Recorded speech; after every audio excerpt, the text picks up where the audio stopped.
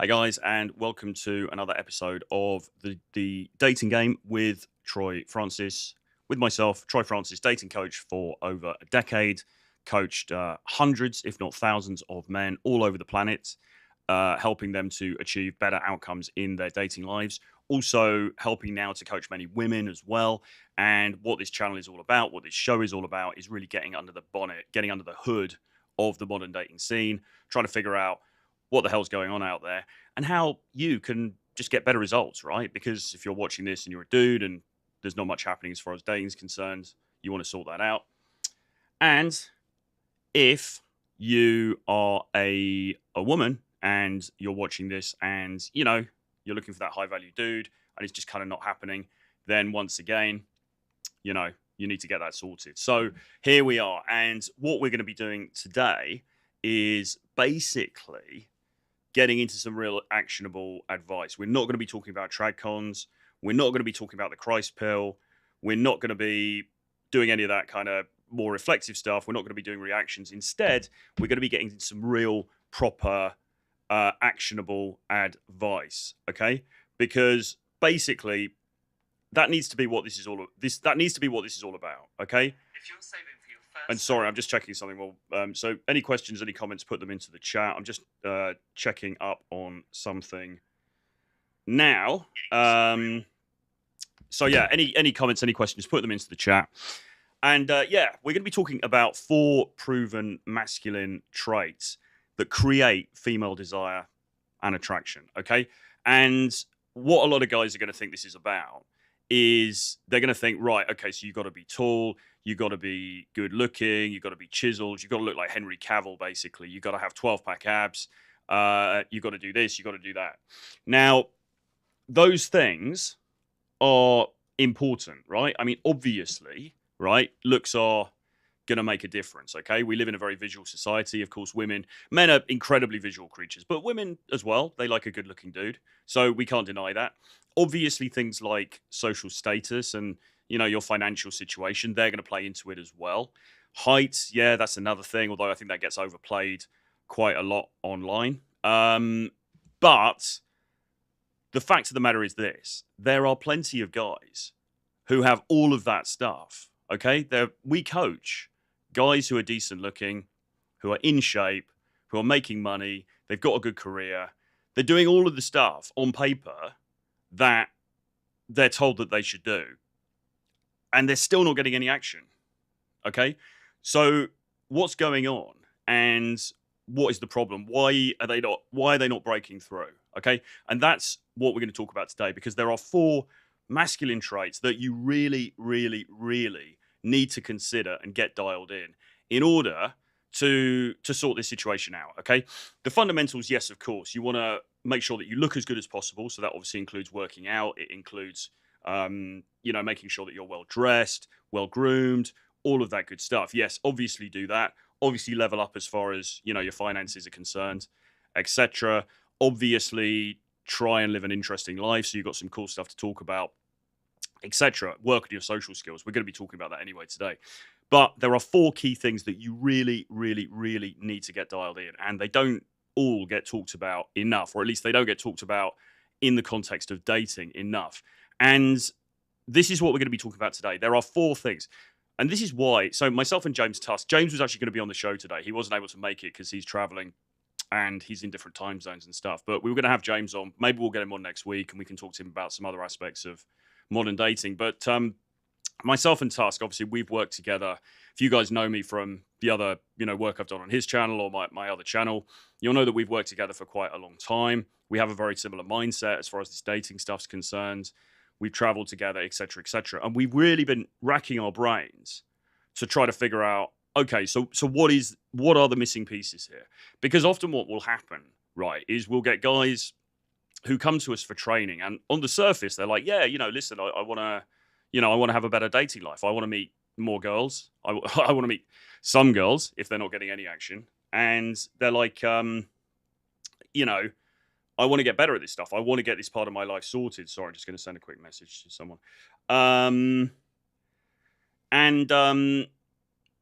Yeah, so they come with good intentions. They come with the desire to make change. But then what happens is that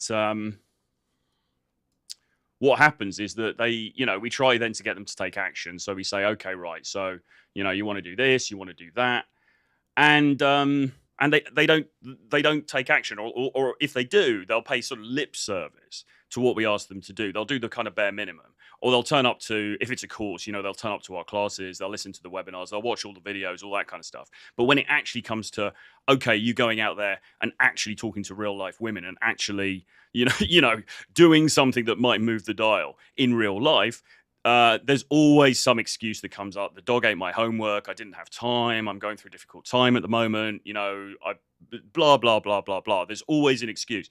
And so we're kind of sitting there racking our brains thinking, well, why is it that these guys who are saying that they want to have, either a very abundant sex life, or, they want to meet that perfect girl and have a great relationship with her and maybe settle down, why are they not doing the very fucking basic things? And even if they are doing some of those things, why are they not succeeding? What are the missing pieces here? Okay. And so we formulated this concept, which we've called EDGE. And EDGE, EDGE, is in fact an acronym. Okay. And it stands for the 4 different components of masculinity that you really need in order to succeed in today's dating marketplace. So I'll go through them now. Spoiler alert. Okay. So the first is elite hormone optimization. Okay. And we're going to be talking about these as we go through the live. Elite hormone optimization is the E. The D is what we've called dangerous man formula. Okay. The G is godlike sexual magnetism. Okay. And then the final E is emotional and social intelligence mastery. So our view, and this is based on over 25 years of experience in the dating field. I've been a coach for over a decade. He's been coaching for many, many years all over the world as well. We've worked with, as I say, combined thousands of students, many different countries. So we've really got a very, probably the best in the world sense of what guys' problems are and what's happening out there in the current dating marketplace. These are the things you need. I'll just repeat them again, and then we'll get into them in more detail. So elite hormone optimization, all right, your hormones. Dangerous man formula, which I'll explain, godlike sexual magnetism, and then emotional and social intelligence mastery. All right. So those are the 4 components that you need. Now, I'm not saying that you also don't need to look your best. I'm not saying that you also don't need to,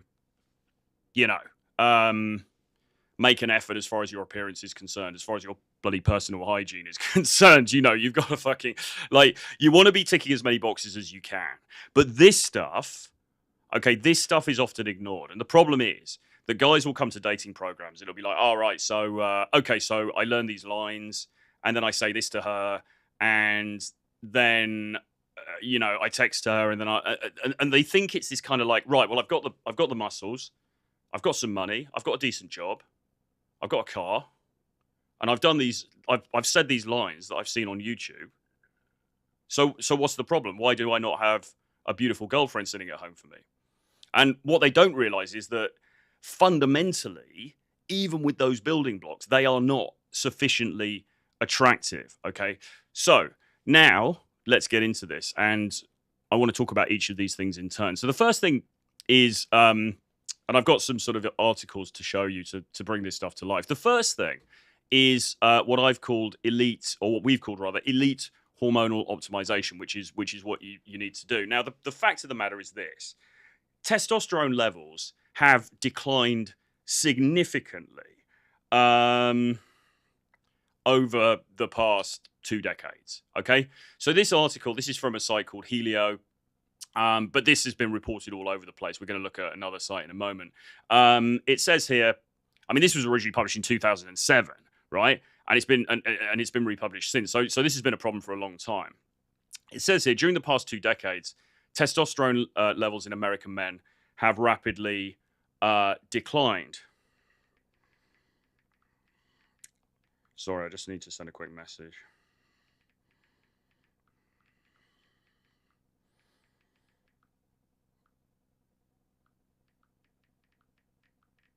Sorry, just a little technical issue there.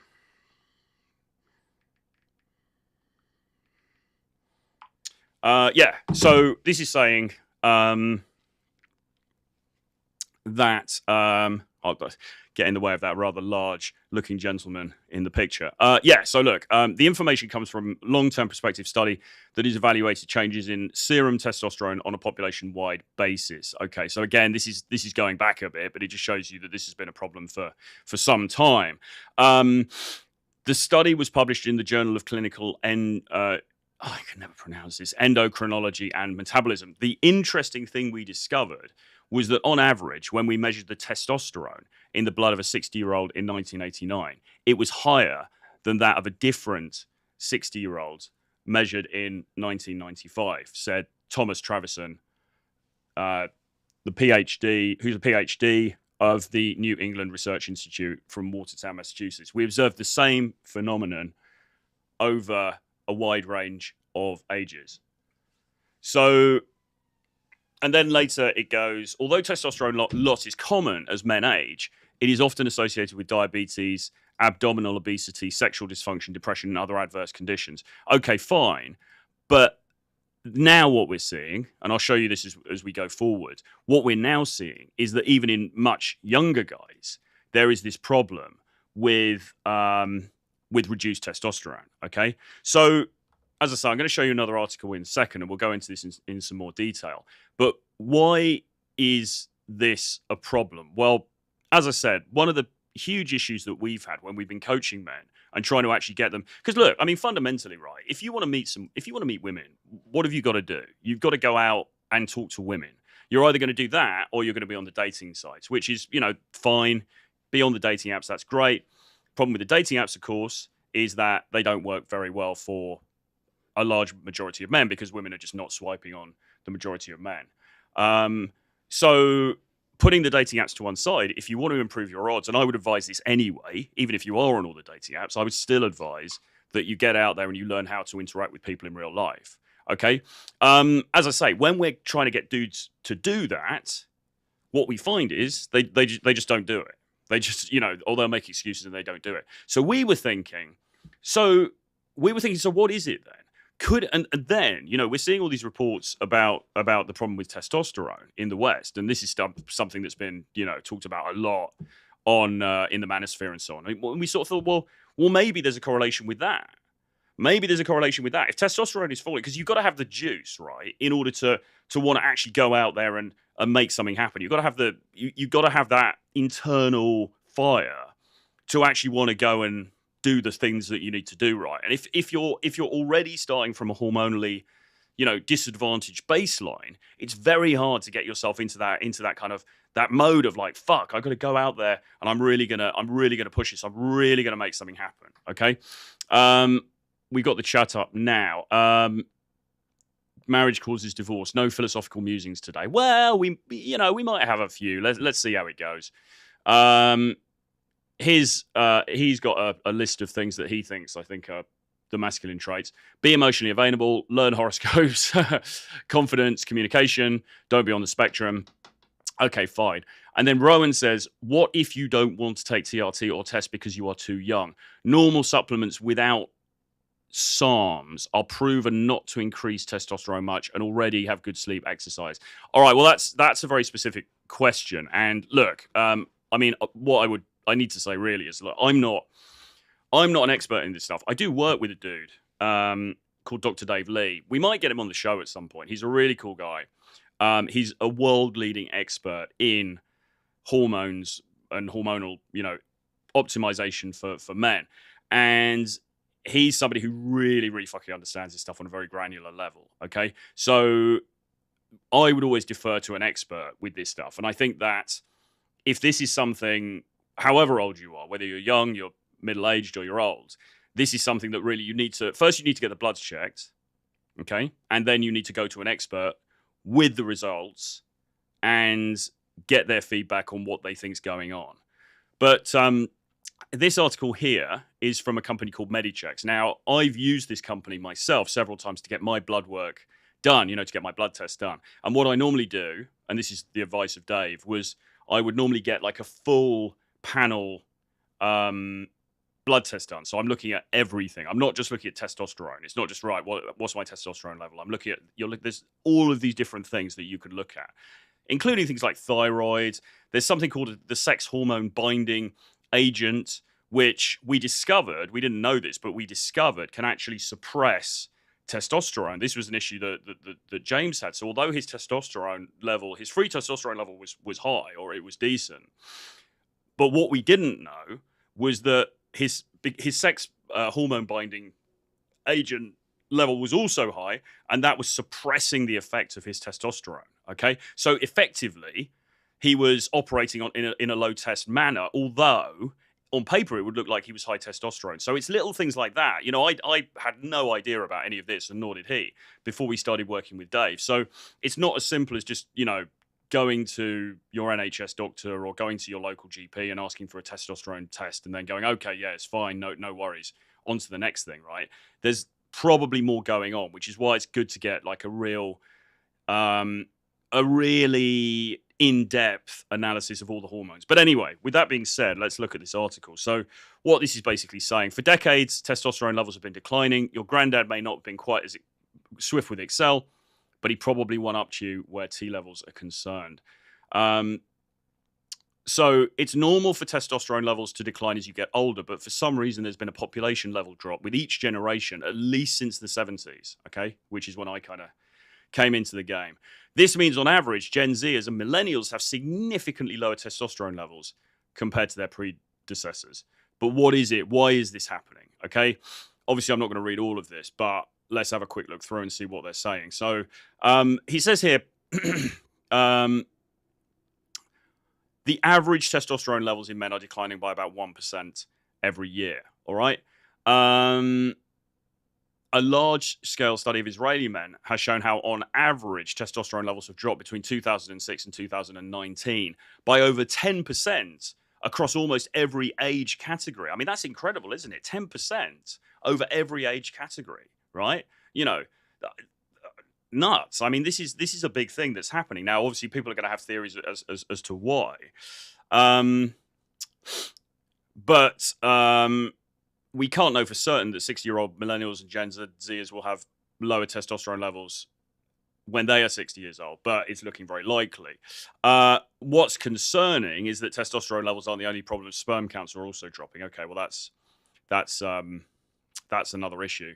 So why are these testosterone levels falling? What's the problem here? Okay, so these are some of the reasons that Medichecks are giving. The first one, obesity and sedentary lifestyle. Okay, so everyone is sitting down and on their computers like me now, and they're not exercising, they're not going outside, they're playing computer games, they're streaming for 17 hours a day or whatever they're doing, they're watching porn, and so they're getting fatter, and that and body fat pushes down testosterone. So that's a big thing, okay?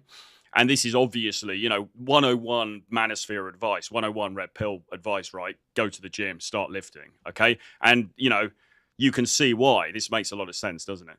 External toxins, plastic bottles, okay? Food storage containers, liners of metal food cans, detergents, all right? So there's new chemical stuff that's being put out there into the atmosphere that is affecting our T levels, all right? Fewer smokers. So this one's a bit contentious, right? So it says fewer smokers.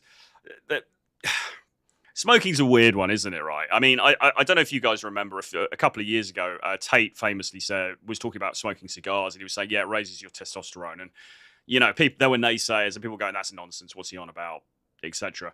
But there is some truth in it, or there is a kernel of truth in it. What this article is saying here is that although it may surprise you, some data shows that smoking marginally increases testosterone levels, although not all studies agree with this. So it's kind of, you know, proceed with caution. I wouldn't advise anybody takes up smoking, but, you know, there are memes I see on X quite a lot where people are going, oh, you know, before the smoking ban, and, you know, and there seems to be actually with some of the younger guys, some of the younger Zoomer guys, a kind of resurgence of the coolness of smoking, which for most of my life, you know, smoking increasingly was frowned upon until it became, well, pretty much almost completely outlawed.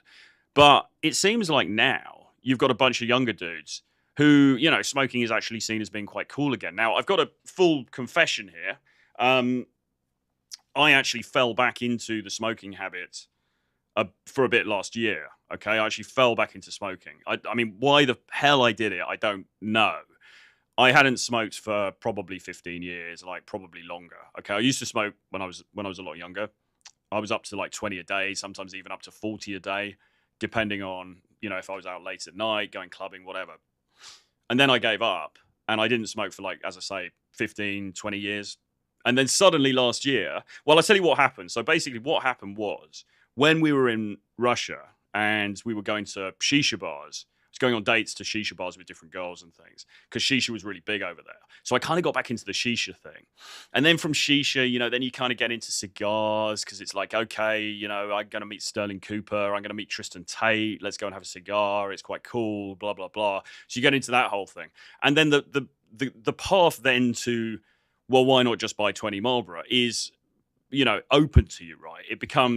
It's a much easier mental thing of just like, so then I started having drags off a friend's cigarette and one drag leads to two drags. And then, you know, suddenly I end up, so last summer I'm buying packets of cigarettes, smoking 20 a day again, you know? And the thing with smoking is it's very seductive, okay? It's the crappiest drug in the world because it doesn't really get you high. It doesn't really give you anything. But, you know, the first one in the day, sometimes when you have one with a coffee, something, it does sort of, it gives you a bit of a buzz. There's something that sort of comes with it, okay? It's a very seductive habit to fall into, but it was absolutely ruining me as far as my cardio was concerned, because what then happened was that I started to do very high intensity training with my trainer Max. You know, we're doing basically boxing training, but I mean, I'm going tomorrow to meet him. We're going to do some actual sparring in the park. But I mean, a lot of the focus is on the cardio stuff and the high intensity stuff. Okay. And the reality is, it just doing that and then smoking 20 fags a day, it just doesn't, sorry, cigarettes for my American viewers. It doesn't work. It just, you can't do it. It just doesn't work. So I ended up giving up, that again last year. So I haven't smoked cigarettes for about 4 months or something, which I'm very glad about. Little bit of a segue into my own personal life there, but yeah. So, you know, they're claiming here ironically, there's fewer smokers, and that's creating a fall in testosterone. But again, you know, I wouldn't take up smoking at all for that reason. Stress and mental health problems. Okay, I think this is more important. Really, obviously, we all live these very stressful lives. Increasingly, we're pulled one way and another. You know, work's very stressful. The economy seems to be turbulent. There's a lot of crap going on in the world. And yeah, all of this stuff impacts on our level of testosterone. So that's another reason. And then other causes, tighter fitting underwear. Don't know about that. Warmer temperatures in homes and offices. Maybe. Conditions like diabetes. So they say, look, there's no single cause for the downward trends. It likely comes with a combination of changes in our lifestyle, environment, and behaviors. But the important thing is that it is falling, and it's continuing to fall, and it seems to be falling quite significantly. If you look at that study, the Israeli study, where it fell 10%, I mean, Jesus Christ. And, you know, it says testosterone is a sex hormone produced mainly in the testes. It plays an essential role in developing and maintaining typical male characteristics, all right? Like, you know, let's not get too tinfoil hat here, but this is interesting stuff, including building muscle, growing body and facial hair, and regulating sperm production. A lack of testosterone can lead to a variety of symptoms, from fatigue to reduced sex drive, okay? And that, I think, and this again, in my layman's view of this, and in James Tusk's layman's view of this as well, we think there's a correlation between lower testosterone and the lack of ability to go and approach a woman, or the lack of ability to just put yourself out there, be super social, meet people, bring new people into your life, and do all the things that you need to do to have an abundant dating life, okay? And often we'll work with clients and we'll say to them, well, look, why don't you get a testosterone test? Let's see where you are hormonally. And lo and behold, it will turn out that actually their testosterone is quite low. And then they need to do something about it. Now, people are asking questions here about, and by the way, questions and comments and insults and anything else, please put them in the chat. Super chats are available now on this channel, so please, if you want to support the channel, please do so through a super chat. And any questions, obviously, with a super chat attached, will be read and we will deal with. So Money Causes Divorce says, how much is TRT per money and is it for life? So I think I don't have a definitive answer to that. I mean, it depends what you're doing. It depends how much of it you're doing. There's a number of variables in that. I guess it depends where you're buying it from and the quality of the stuff and everything else. I mean, there's so many different things.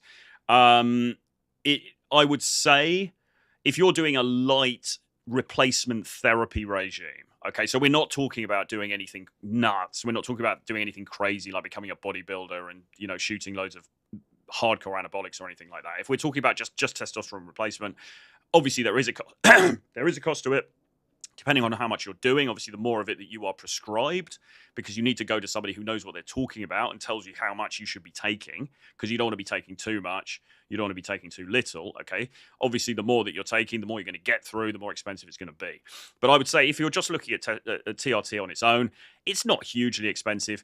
Is it for life? I think it is. I mean, I know, or at least put it this way, I know that a friend of mine, he was on it for a while. He was doing TRT for a while. Then he came off TRT. Now, nothing dramatic happened. I mean, he was okay. He didn't sort of keel over and, you know, something terrible happened. But over time, he felt less effective. Because the problem is, when you're doing this artificially, it suppresses your natural production of testosterone. So yes, I mean, it is something. And look, when we work with Dave, okay, and this is why you should always work with a medical professional when you're considering this stuff. Firstly, Dave is not the kind of dude who's going to say you should just be on it regardless, right? He's going to look at your lifestyle, look at where you're at, and there might be other things that you can do that don't include TRT. There might be other supplements you could be taking. It could be down to your diet, right? It could be down to your sleeping regime. Okay, there's so many other things that you can do before you start doing TRT. Okay, so that's the first thing to say. And yeah, so I lost my thread there, but yeah, so look, it's not necessarily about just going onto some hardcore regimen just for the sake of it. I would highly recommend against that. But at the same time, if you are going to do it, then yes, you do need to research properly, work with a qualified person, and understand that this is likely to be a lifetime commitment. Having said that, the benefits that you can get from it are very, very high. There was a really great video, actually. I mean, I don't have it up here. We could find it. I'm not sure it's worth it, really. But there was a really interesting video with Rollo Tomasi, John Zerker, Glenn Lawrence, and somebody else, Mike Sartain. And it was after Access Vegas, and they were all sitting around the table doing like a post-show kind of conversation. And they were all talking about TRT. And it was really fascinating for me because it was kind of at the start of my journey with this stuff. And they were basically saying, look, I mean, to perform on a higher level, because testosterone is the lifeblood of everything. It's not just about girls. It's not just about sex. It's not even just about getting jacked, right? It's the lifeblood of everything.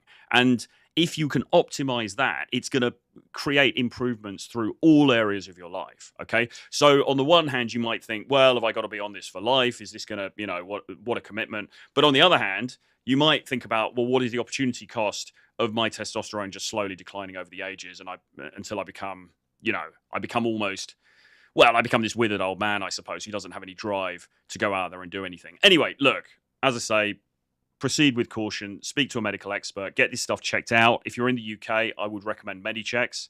Go to their website, you can have a look, get the test done, get the blood test done, and then, and look, if you want to you know, talk to me about getting an appointment with Dave, who is a world-leading expert, drop me an email, troy@realtroyfrancis.com. So Rowan says, thanks, interesting insights, subscribed, thank you very much. And please, everybody here, please do subscribe to the channel. Please give me a like. Everybody here, please give me a like so that we can get this pushed up, the algorithm. Thanks, interesting insights, subscribe. What is the difference between this channel and your other channel? That is a good question. We're working on this at the moment. Obviously, with this channel, we're still building this. We're pushing it out. The content is broadly the same. Okay, this is about actionable information to help men and also women. That's one difference. You know, we are speaking to women more on this channel than perhaps the other channel about modern dating. I'm going to be doing a lot more of the kind of breaking down, you know, a lot more of the maybe the TMZ type stuff, you know, breaking down things happening with celebrities, things happening with other manosphere creators, stuff like that. We're going to be getting into that because there's a lot to be learned from that. But broadly speaking, it's the same thing. With the other channel, it remains to be seen what I do with that. There will start to be clear delineation between the content on both of them as we go forward. But at the moment, we're building this. We're figuring out, okay, so what is resonating, what's not resonating as much, and then we're going to sort of obviously review it as we go on, because this channel is with the Audacity Network, which is Pearl's organization, right? So it's not just me. I mean, it is just me, but also I'm working with a team, and you know, together you figure out, okay, right, so this is getting traction, maybe this isn't quite getting as much traction, so this is where we're going to take it. So at the moment, we're still in that kind of like nascent stage, although the growth has been very, very good. And thank you very much for supporting me. So look, I think going forward, I think this will end up being the predominant channel, okay? And it's going to be much more, as I say, analytical. It's going to be much obviously high quality production value, quality, but it's going to be the same kind of stuff. It's really just analyzing, okay, what the hell is actually going on out there in the dating sphere, and how can we navigate it to the best of our ability? But there's so many strands to that, you know. There's so many things to talk about. Do your balls shrink as you get on CRT? Yeah, I think so. I don't know if that happens for everybody, but yeah, I think that is an element of it. But does it really matter? I don't know. I mean, you know, I'm not sure. Okay, so anyway, with that being said, there's this problem that we've identified looking at those articles about lower testosterone. To conclude, it's not just testosterone. Okay, you also need to get all of your bloods done. You need to look at all different aspects. Okay, and just you want to make sure that you're firing on all cylinders in terms of your health. And if you're not, you want to take advice and figure out, okay, so what can I do? And these things like sleep and everything else, it does play into it, because fundamentally the issue is this: if you are sitting there lethargically watching YouTube videos about meeting women, and you're not going out and actually meeting women, actually putting your balls, whether they've shrunk or not, on the line, and making yourself vulnerable and going up to women you find attractive and trying to have conversations with them and make things happen, then you're lacking in very fundamental male drive, okay? And that is something that has to be addressed, because we try and teach this stuff to guys who are sort of low testosterone, who are sort of lethargic, they're not really motivated, they don't really have the necessary drive, and it's a hugely uphill battle for those men, okay? And so this really is something that I would recommend guys at least look into and at least consider as being part of their, because you can learn all of the day game lines in the world. You can learn all of the, you know, crappy pickup lines or whatever. But if you're coming at it from a sort of suppressed, immunosuppressed sort of state, you're just not going to be as effective. And that's the reality of it. Okay, let's move on to the next thing. So the next thing we've called, the next point, so the D in EDGE, so the E, elite hormone optimization, the D we've called dangerous man formula. Now, we could have called it dark triad, but we wanted to sort of broaden it out a little bit from that. But you guys probably aware of the idea of the dark triad, okay? Putting it very simply, women tend to be attracted to bad boys, okay? We've all heard this, right? It's in the culture. Women love jerks. Nice guys finish last. Look at the high school movies. Look at Gossip Girl, Chuck Bass, you know, all these kind of bad boy characters. I always think about Beverly Hills 90210 when that dude was in it. Oh, what's he called? Oh, I can't remember. But anyway, the bad boy kind of character in that. You know, it's a staple of Grease. Grease, the movie, is it about exactly this? Okay, so women are always drawn to these bad boy characters. Okay, so clearly, and I'm not taking a moral position on this. I'm not saying it's right. I'm not saying it's wrong. I'm not saying, okay, so go and become an asshole. That's not the solution. But we need to at least be aware of this, and we need to figure out, okay, so what do we do in terms of our presentation to meet the requirements that seem to be out there? And here's the thing, right? Most dudes, the big problem with most dudes that we teach is that they are too nice, they're too compliant, they're too submissive, they put the woman on the pedestal, they, you know, they don't have, well, they don't have edge, to coin a phrase. So this is something that we need to consider, which is what's the second part of the edge formula. Okay, so let's have a look now at an article from your favorite and mine, Psychology Today. Okay, this is not just me making up a load of nonsense. This isn't just stuff from the manosphere. This isn't just dark, you know, kind of degenerate stuff, as Chase would say. This is something that's discussed frequently in the culture. So this article was from 2022, fairly recent. The sexual appeal of dark personalities. So let's have a look through this. 3 dark personality traits are related to heightened attraction in several studies. All right, not one study, several studies. Dark traits such as narcissism can sometimes be mistaken as attractive features, especially when you don't know someone well. People who fall in love fast, easily, and often tend to be more readily seduced by dark traits. Some dark traits are linked to having more children, meaning that they may provide a reproductive advantage. Okay, now that's interesting. And by the way, Mary Sullivan has just given a super chat for $4.99. Thank you so much. I really appreciate you. Thank you very much for tuning in. All the support is massively, massively appreciated. Please, everybody who's here, we want to get at least 9 likes in this, at least 10 likes on this video. That would be super, super helpful. And please do subscribe to the channel if you haven't already. Anyway, so yeah, this is interesting, right? And I'll tell you why in a second. Let's have a look through this. So when looking at studies examining what people say they want in a romantic partner, people tend to report positive traits: kindness, honesty, reliability, right? That's what you're going to say, isn't it? Like, that's what a woman is going to say. If a guy, somebody comes up to her with a clipboard and says, what do you look for in a guy? She's going to go, oh, somebody who's kind, somebody who's nice, somebody who's honest. You know, we say this stuff. However, there's an interesting paradox in the scientific literature on attraction. While people say they're attracted to nice partners, they simultaneously report being attracted to individuals with dark personality traits. Okay, and this is the key thing. The dark triad explained. What is the dark triad? You may be aware of this, you may not be aware of this. Let's go through it now because I think it's very helpful for people out there just to have a refresher. There is a cluster of personality traits known as the dark triad that has shown to be related to heightened attraction across multiple studies. These traits are Machiavellianism, psychopathy, and narcissism. Although each one signifies something a little different, they're all tied together by a tendency to engage in antisocial behaviors, such as being callous and manipulative. Now, I would contest that slightly because I think that you can amp up some of these things without choosing to manipulate somebody, but let's put that to one side. On the surface, these traits don't sound like things that would be sexually or romantically appealing. However, it turns out, and you can see where the person who wrote this is coming from. However, it turns out that they are often mistaken for attractive traits. Well, he's saying they're mistaken for attractive traits. No, they are attractive traits. Women are attracted to these traits. Okay, it's not they're mistaken for. He's trying to be politically correct in the way he's couching this. These traits are regarded as attractive by women, even though women may say that they want something else. Okay.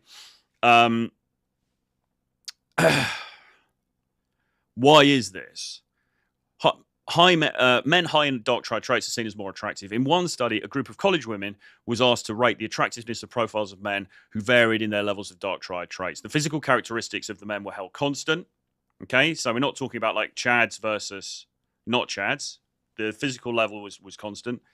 What varied was whether they were high or low in these 3 personality characteristics. The Machiavellianism, which you could translate as being sneakiness or the ability to sort of navigate the system to your benefit, if you like.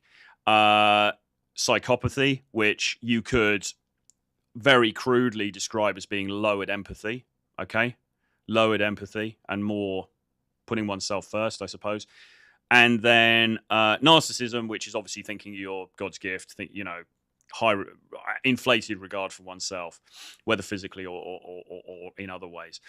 And then the men who were high in dark triad traits were rated as being significantly more attractive than men who are low on them. All right, significantly more attractive. And it was a fairly sizable difference, more than a full point on the scale. Okay. What was especially interesting about this study is that the researchers also asked participants to evaluate the men on their perceived levels of narcissism, Machiavellianism, and psychopathy. And the men who are high on these traits were indeed perceived as such. So the participants consciously recognized this fact, yet still rated them as more attractive. Okay, well, that's interesting, because what that's basically saying is that the women were looking at these dudes and they were going, yeah, this guy's a narcissist. Yeah, this guy's a Machiavellian. He's a bit psychopath. He seems to lack empathy. He's a bit of an asshole. But I still find him more attractive anyway. Okay, so even though they were aware that these negative traits were in play, they still found these guys more hot than the dudes who didn't have these tendencies. Okay, or these character traits. And then it says people who fall in love are more easily seduced. Right, do dark traits offer a reproductive advantage? Well, another study found that people with these traits seem to have a reproductive advantage over others. I find this interesting, actually, and I've got another article to show you in a second about this, because the received thinking, as far as I was aware, was that dark triad traits are useful for guys engaging in short-term mating, okay? Because women are like, okay, he's a hot guy. He's a hot guy. He's probably a bit of a heartbreaker. He's a Taylor Swift kind of bloke who's in a Taylor Swift song. But I want to sleep with him anyway because there's something sexy about him. But she's not necessarily going to look for that guy for a longer term partner because, she wants the provisioning, she wants the security. So she's then going to marry the more like the Ned Flanders guy, but sleep with the jerk during the time she's having fun. But actually, this seems to be saying something different, because this is saying that the dark triad traits can offer a reproductive advantage. So let's find out why. Well, the genes that have been linked to antisocial traits were correlated to the genes associated with reproducing earlier in life and having more children. In other words, less care and concern for other people was associated with having more children. Go figure.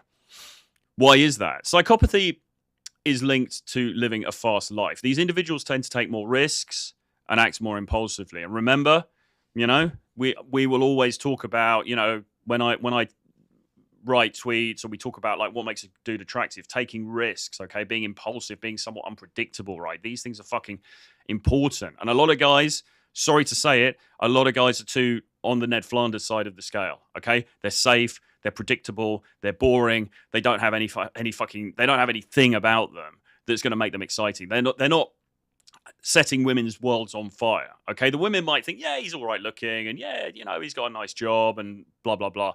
But the dude has just got there's no edge. And this is why we use this word edge. There's no, you need that thing. You need that fire in the eyes. You need that X factor. And this is what's being described here, couched in a more scientific way.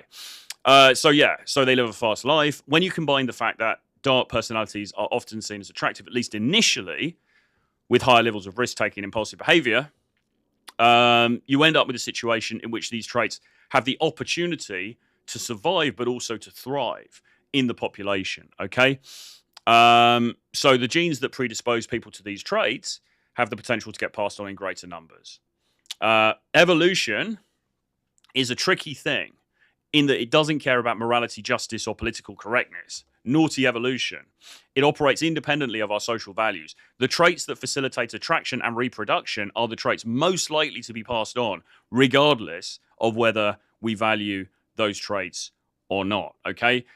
Very interesting paragraph. Evolution doesn't care about morality, justice, political correctness. It doesn't give a shit about any of that stuff. What it cares about is what is likely to facilitate attraction and reproduction, okay? Survival and replication, those are the key things, okay? Those are the key drivers of what makes people get together and have sex, or what makes women select guys for sex. Okay, and that's it for that one. So yeah, look, dangerous man formula, right? Are you somebody who is a challenge? Are you somebody who is not afraid to go against the status quo? Are you somebody who doesn't bow easily to authority? Or are you a boring fucking NPC chode who follows the rule book and polishes his shoes every morning and is, yes, probably dependable and probably makes a good income and whatever, but ultimately is a bit of a boring fucker, okay? You need to be aware of this stuff, and you need to consider how you're going to bring some of these elements into your persona. And again, look, I'm not saying, become this kind of Patrick Bateman character. Obviously, it's more like a seasoning that you can sprinkle on the top of the dish, if that makes sense. I don't know how much of this we can look at, really. There's a study here. This is just talking about exploring the attractiveness of dark triads. Short-term mating is considered more evolutionary adaptive for males than females due to males' higher fitness variance and lower obligate parental investment. Although women may be prepared to engage in uncommitted mating where good genes represent a trade-off for lack of investment, so this is basically having sex with the bad boy, okay? Casual sexual encounters for women often involve risks, etc. Successful pursuit of short-term mating is largely dependent on their attractiveness to women. In short-term context, women, like men, place high value on facial and bodily attractiveness. Sorry, black pill guys. There is some evidence there for your case. And evidence suggests that the dark triad and its constituent traits are associated with higher physical attractiveness. Well, that's interesting, isn't it? So dudes who are better looking have more of these dark triad traits. That's, that's interesting. Blah, blah, blah, blah, blah. I don't know. Psychopathy, it consists of callousness, a lack of empathy, antisocial, erratic behavior. Again, being unpredictable. Okay.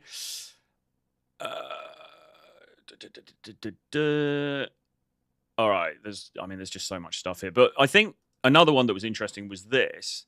This is an article from Mail Online. This is going back a little bit now as well, actually. This is 2016, but nevertheless, still relevant. Women are drawn to men with facial features. Okay, remember this correlation between looks and dark triad.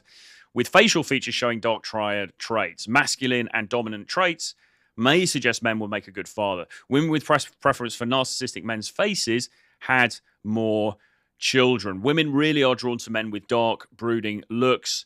That suggests they are mad, bad, or dangerous to know, okay? Remember, dangerous man formula. Women are attracted to dark, brooding looks that suggest these guys are mad, bad, or dangerous to know.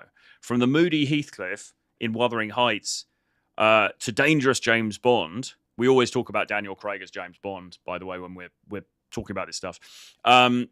Women are attracted to their facial features, psychologists say. Okay, and this is why, by the way.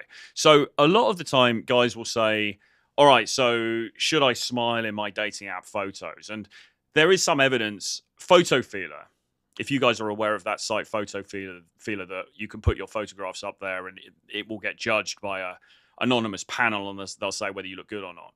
PhotoFeeler apparently suggests that if you're smiling in your photos, women think that you're more attractive. But I personally, I don't know why that result comes out, but I don't really buy it, okay? Because if you look at any movie star, if you look at this picture of Daniel Craig here, right, he's not smiling. He's not smiling, is he? And if you think about any poster for any big movie, the lead character, unless it's like some goofy comedy, right, is not going to be smiling, okay? Well, why is that, Tom Hardy there. Bruce Willis, well, he looks a bit... I'm not sure that's the best example. He is kind of smiling there. So I think... So what's interesting here, I think, is that... on the one hand, we'd have to look more into this and look at more data and all the rest of it. But, it seems like fundamentally women are more sexually turned on by guys who have these dark triad, bad boy traits and whose looks also correlate to that. And I would say a very simple hack for that is partly not smiling like a goon, when you meet her, and being a little bit more appraising and a little bit more, the narrowed eyes. The black pill guys talk about this. You want to have the hunter eyes, not the prey eyes, all those kinds of things, right? But anyway, women are more short-term attracted to these guys for sure, because they seem to be these sexy kind of devil-may-care, risk-taking bad boy kind of characters. But what we're reading here would suggest that actually,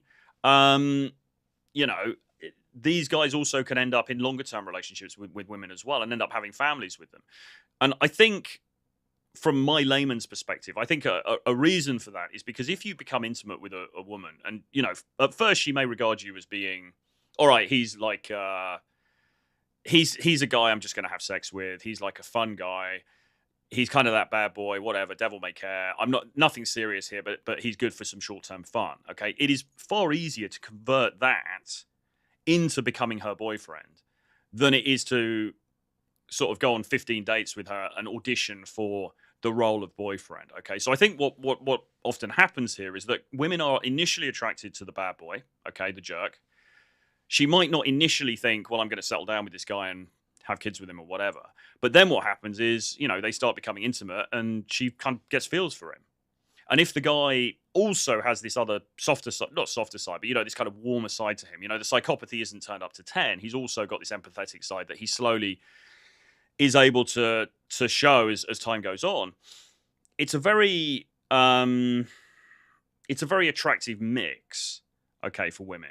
And so again, you know, you've got to think about yourself honestly and think, well, how am I presenting when I'm on a date, when I'm going and approaching? How am I presenting? Am I coming across as just a bit of a beige, like vanilla kind of normie sort of dude? Or is there something a bit more to me? Is there some mystery? Is there a sense of risk taking? Is there a sense that I am, you know, it talks about being erratic here and impulsive, right? Is there that sense to me?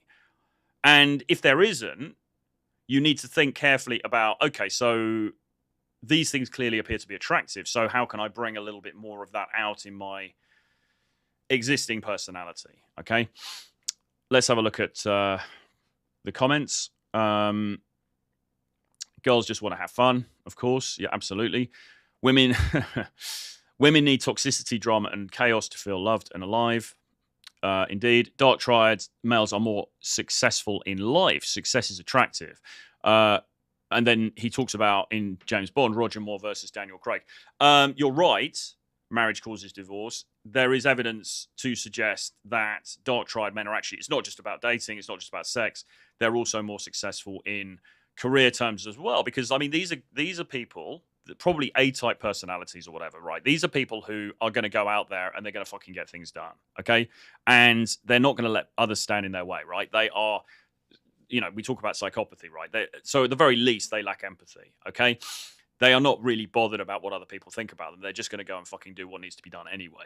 We talk about Machiavellianism, okay? Which you could say colloquially is like playing the system, all right? They're not afraid to, you know, maneuver in order to get what they want to get, okay? They're ruthless. Yeah, he talks about marriage causes divorce. Dark triad guys tend to be ruthless. Exactly. Well, you know, to get ahead, even in like a big corporation, you know, it seems all very polite on the surface, but you need a degree of ruthlessness to be successful in that environment. Also in a sports environment, you know, I've listened to books about people like Kobe Bryant and stuff like that, and, you know, showing ruthlessness even within their own team, right? You know, and certainly with the other team. Okay, you've got to be prepared to win at all costs, and that's what these guys are gonna do. They're not the dudes who are on the London Underground with their tote bags and their nice, carefully shaved beards and their sort of like nice guy kind of glasses on, and like, oh yeah, okay, you know, like these are the guys who go out there and fucking make stuff happen. They bend the world to their own will. All right, obviously that is going to be more attractive to a woman than not. All right, so putting aside the sort of the ethical aspect of this and saying, well, these don't sound like very nice people. Well, I think, you know, look, I mean, look at James Bond. Look at Daniel Craig's James Bond, okay? He combines these traits. At the same time, is he a nice guy? Well, he's certainly a good guy, all right? I mean, he certainly looks after the woman that he's with, you know, the main Bond girl in the show. He will look after her. He would lay down his life for that woman. Okay, he is doing something that is ultimately good. He is there defeating an enemy. Okay, so it's not about being horrible, but these traits. And if you read the book The Wisdom of Psychopaths by, I think it's Chris Dutton, really good book, really interesting book. He makes the case, Dutton makes the case that actually psychopathy, we tend to think of it just as being this negative thing, but actually psychopathy is really useful in some sectors of society, like, for example, for surgeons who have to basically cut people up, okay? For people working in high-pressure financial, you know, Wall Street type jobs, okay?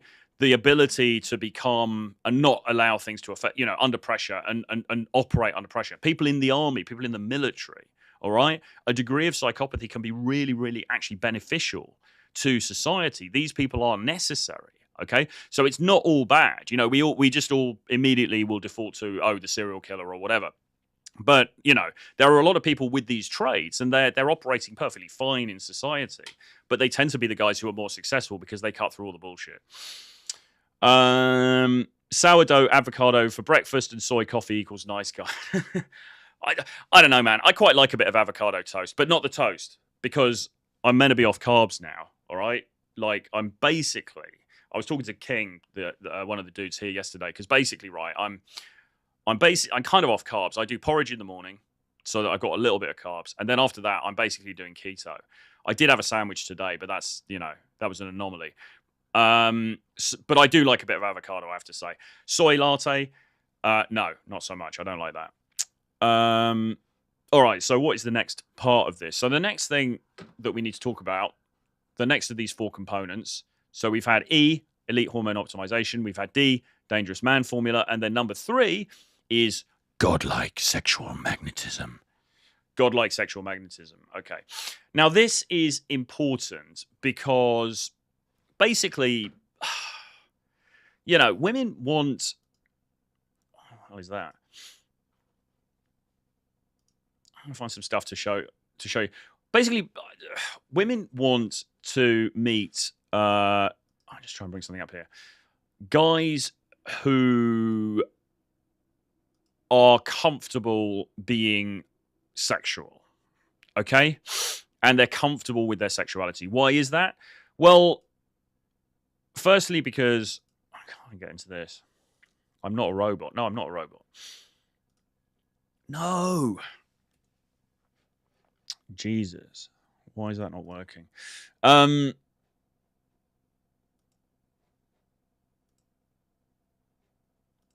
Yeah, I mean, women, for various reasons, are going to be attracted to dudes who are more confident in their sexuality. The first thing is that women love sex, and particularly if we're looking at this short-term dating thing, that they're going to want to get with somebody who knows what they're doing. All right, they're going to want to have the best sex they can possibly get. Okay, so if the dude is somebody who presents as being...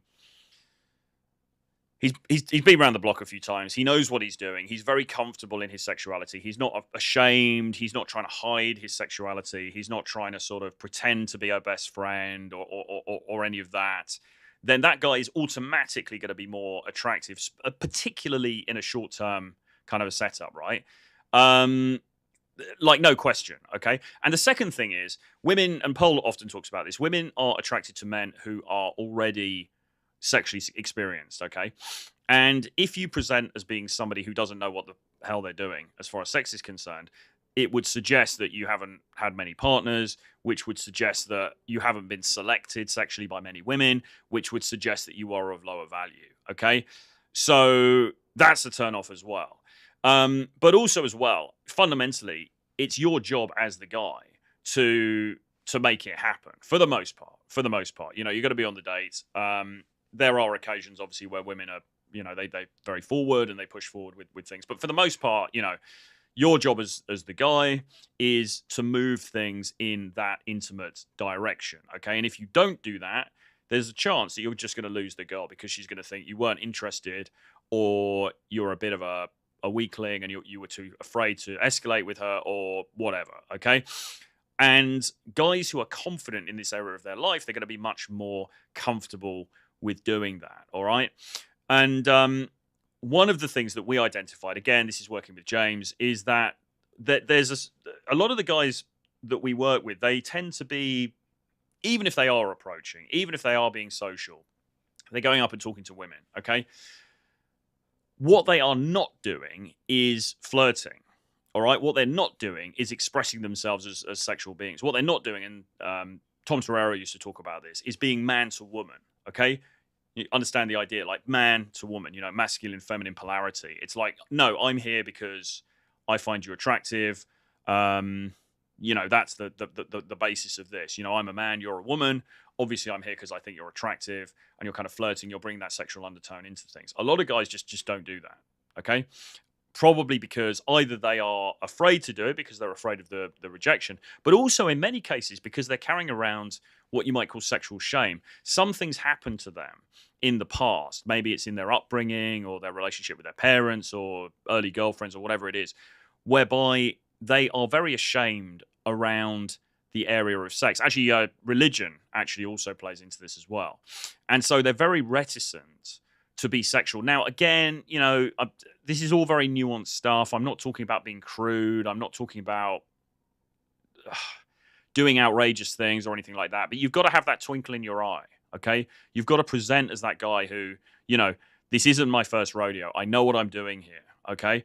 And she's going to feel safer and she's going to feel more comfortable in that situation. Because the one thing as well that women hate is awkwardness, okay? She doesn't want to be in some awkward kind of a thing with the guy where, it's like, oh, God, have I got to make the move? Is he ever going to make the move? Like, what do we, that's just a no-go as far as women are concerned, all right? So you've got to be the dude who's in control, who knows about this stuff. Now, I've got a couple of articles. I did have something I wanted to show you, but I'm going to show you a couple of articles here. This is somebody called Girls Chase. This is a website. It's like a dating game kind of website. It's been around for a long time.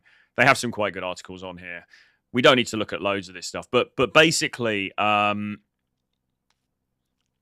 this bit I think is interesting. It's a misconception that women are not attracted to aggressive men. And by the way, before anyone gets triggered, we're not talking about being physically aggressive here. We're talking about expressing sexuality. The truth, women go nuts for aggressive men who show their sexual desire in the right way. Okay? Have you noticed how well some guys do with women? If you're a nice guy, you might see these dudes and wonder what makes them so special and why women like them so much. Maybe you've seen them at nightclubs with a stunner in heels, or maybe you've seen your natural friend pull girls over and over again. The chances are that, even though I'm not talking about one specific man, you can still picture the kind of dominant, masculine, and ultimately aggressive guy that I'm talking about. A key reason these guys get women is because they show their desire. All right? It's very important. A key reason these guys get women is because they show their desire. In other words, they're not afraid to own their sexuality. They're not afraid to own their sexual attraction to the woman, okay? A girl may throw indicators of interest and other signals towards a guy, but if he doesn't show his desire, girls often move on. This is so true. Never has a truer word been spoken in the history of game. Well, it probably has, but whatever. That is very, very true, and it's very resonant. And this is a thing that I certainly messed up myself many times back in the past. A girl may throw indicators of interest and other signals towards a guy, so she's interested in him. But if he doesn't show his desire, then girls often move on. Okay? So being comfortable with this, being comfortable with being sexual, being comfortable with being a man to woman kind of thing, so important. Okay? There's another key facet here. Yeah, this word aggressive is going to trigger people, but it's kind of like, again, as I say, it's just foregrounding your sexual desire. So they says another key facet here is that it separates the average guy from the guy who actually succeeds. Naturals players are men who knows how the game works, understand it's actually their aggressiveness, we could say forwardness maybe, that distinguishes them from most men. Their willingness to take risks with women and go after what they want draws women into their world, okay? That's the important thing. Take risks, okay? Because you're taking an emotional risk, or you're taking a risk with your ego if you kind of put it on the line with a girl. You know, you guys are out for drinks, and then you say to her, hey, listen, why don't we go back to my place, all right?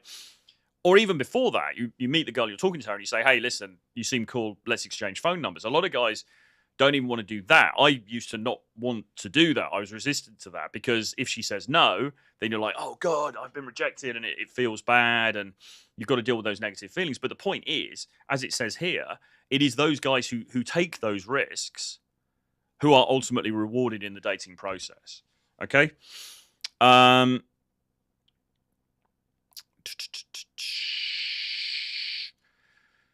You know, aggressive guys win far more than timid or nice guys. When a nice guy might get a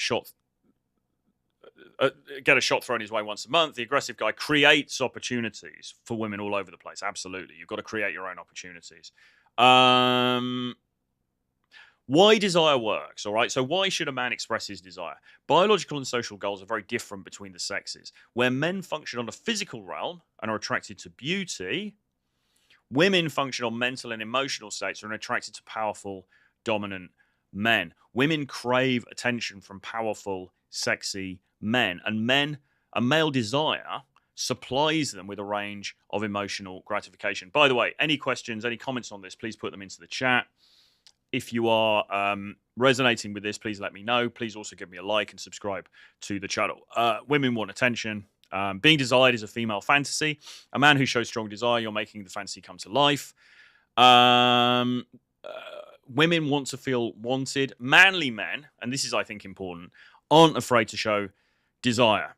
Women don't like nice guys. They go to all sorts of lengths to test how nice a guy is. Sure, women like guys who treat them well, but they don't like pushovers and weak guys who are afraid to go after them. The definition of a nice guy. Women will go to great lengths to test a man to see if he'll bend to their frame and therefore can be categorized as weak. Women want strong men who will protect them, will fight for them, and will have the winning genes of a warrior. All right? Women desire to have the babies of strong men in the hopes that their choice will carry their own genes long into the future. Women test for this, and they want strong, aggressive men as a result. Okay?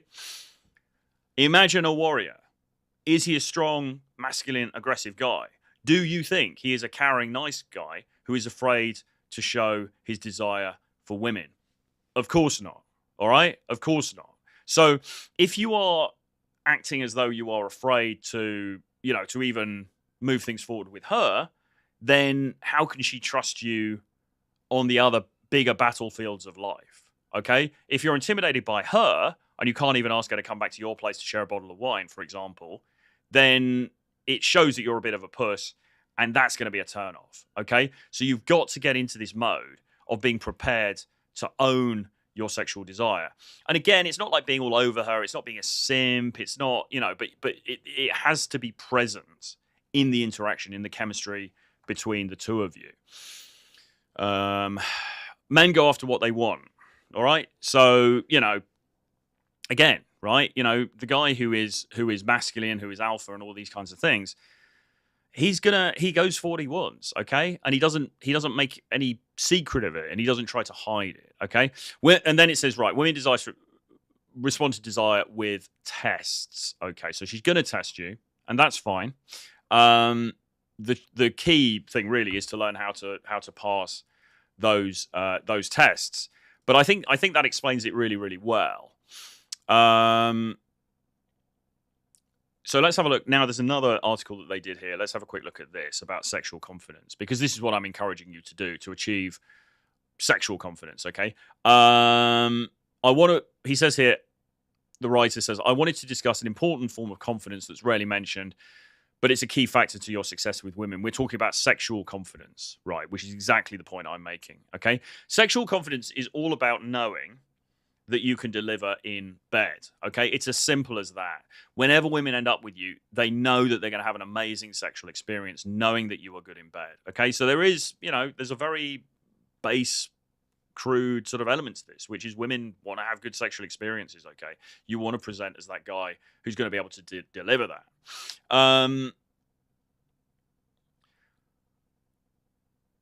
So women love confidence, but unlike general confidence, where you're simply confident about yourself, this form of confidence is related to your abilities in bed. And then they talk about some various parts.